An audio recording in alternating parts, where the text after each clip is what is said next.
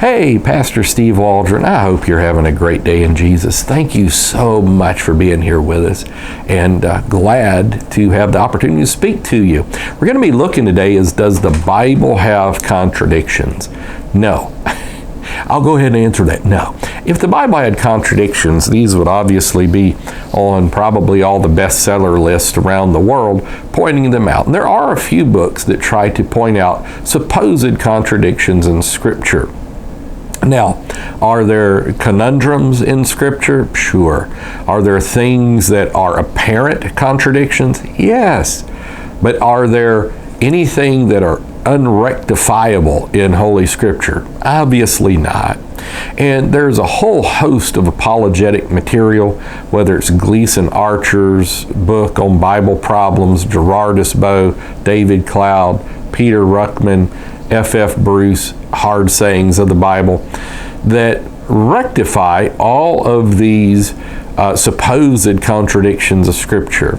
Now, they're rectified one of two ways. Sometimes it would be in what I would call the evangelical camp. They would say that there are scribal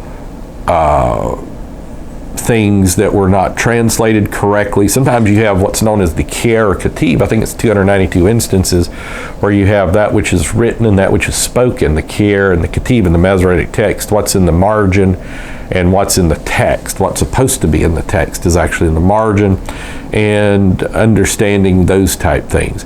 I would go more with rabbinical tradition that there's no contradictions in Scripture, only apparent contradictions. And this is why I like the writings of a Gerardus Bow, like a David Cloud, like a Peter Ruckman. And I'm sure there's others out there that use what I would consider a more God-honoring way, that every time you get into a problem in Scripture, say, oh, well, the Hebrew should have been written like this, or this text should have been this, on and so forth, but to say, here's how you rectify it. And so there are apparent contradictions, very, very few, minuscule, but there's no real substantive contradictions. I like guys like Wenham as well.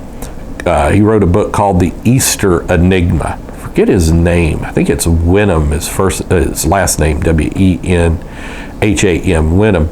And he goes into how you rectify the additions of the four Gospels, and especially the last week of Jesus. I think it's Schnabel also has an incredible book called The Last Days of Jesus. I've been reading through that. It's fantastic. The Easter Enigma, about through with that. It's an incredible book as well that just says, okay, it looks like there's a contradiction. How would you explain this? And then it just readily merges them all together. So before you go saying the Bible's full of contradictions, do a little bit of study, not just YouTube videos, but read, give attendance to reading, and maybe have a little bit of faith in there too. So God bless. The Bible's been around a long time and has kept a lot of people and blessed a lot of people. God bless. Talk with you later. Please check out our other videos. Hit the bell notification when you subscribe, and join us daily. We love you. God bless.